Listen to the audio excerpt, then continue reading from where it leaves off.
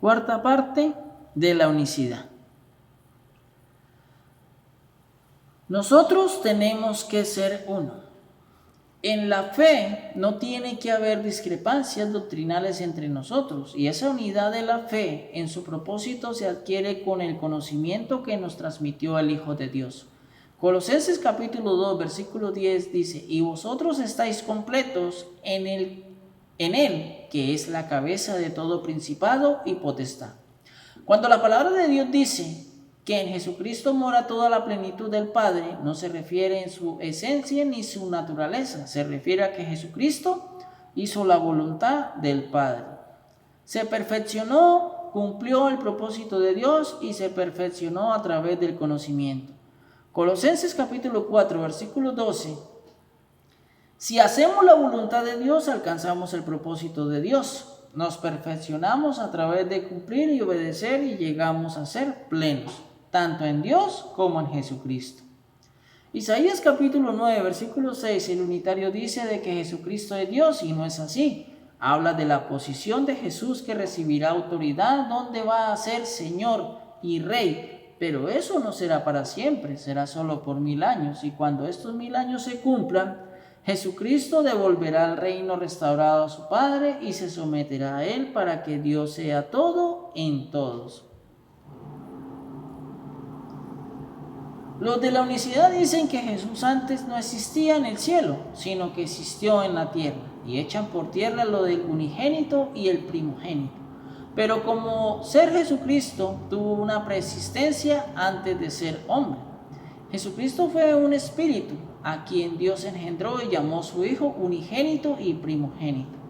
Juan capítulo 17, versículo 5, Jesús dice: ahora pues, Padre, glorifícame tú al lado tuyo con aquella gloria que tuve contigo antes que el mundo fuese.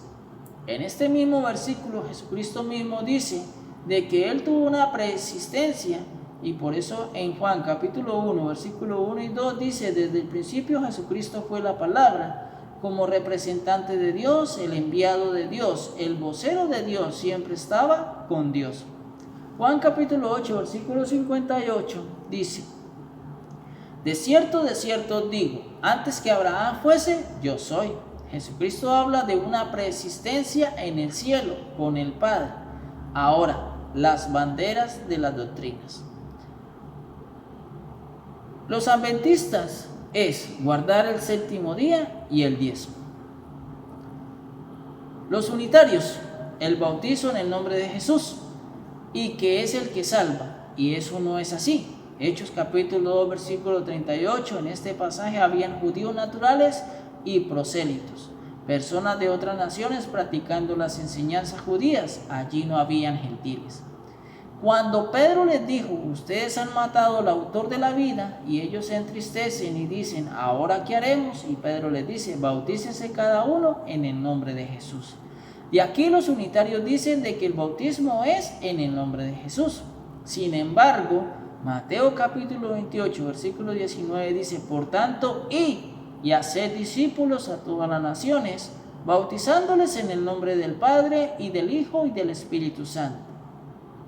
Aquí Jesús comisiona a los 11 apóstoles y les dice de que tenían que ir a todas las naciones, es decir, a los gentiles. Los unitarios se inventaron de que este texto no está en los escritos originales y que se lo inventaron. Esto es una excusa cobarde para salir de una discusión. Pablo dijo en Hebreos capítulo 6, versículo 1 y 2, de que la doctrina de bautismo son rudimentos. Aquí Pablo no está hablando de uno solo.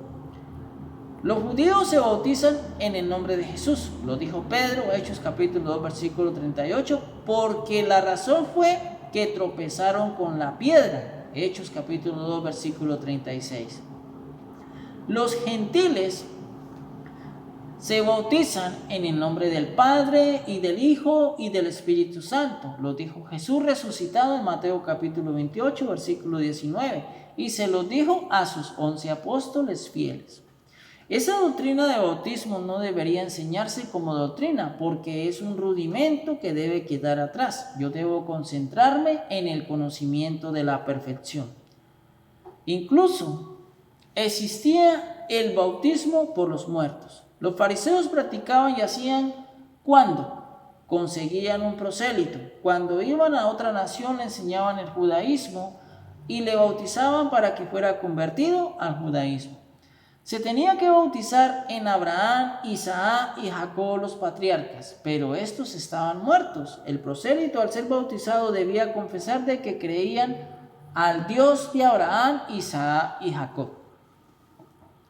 Mateo capítulo 23, versículo 15, y en la primera carta a los Corintios, capítulo 15, versículo 29, de otro modo que harán los que se bautizan por los muertos, si en ninguna manera los muertos resucitan, ¿por qué pues se bautizan por los muertos? Y también existía el bautismo de Juan, el cual bautizaba para arrepentimiento de pecados, el cual está en el Evangelio de Mateo capítulo 3, versículo 11. En fin, Pablo les dice a los hebreos en el capítulo 6, de que se la pasaban litigiando en cuál era el bautismo verdadero. Lo mismo pasa hoy con el unitario y el trinitario. El bautismo no salva a nadie. El bautismo es un proceso de la conversión. Si usted no se convierte y no cambia, ese bautismo no le sirve para nada. Entienda, lo que sí nos salva es la sangre de nuestro Señor Jesucristo, la cual derramó en la cruz del Calvario. Hebreos 9:22 dice que sin derramamiento de sangre no se hace remisión de los pecados. En fin, concluimos, Jesús no es Dios, Jesús es el Hijo de Dios y el bautismo es un proceso de la conversión. Que la palabra de Dios corra y sea glorificada. Recuerda visitar y suscribirte en mi página de YouTube, La Restauración del Reino de Dios en la Tierra. Allí encontrarás contenido acerca de la restauración del reino de Dios en la tierra, para que así adquieras conocimiento pleno conforme a la verdad y no te confundas con enseñanzas erradas fuera de contexto. Mis amados en el Señor, Dios nos bendiga.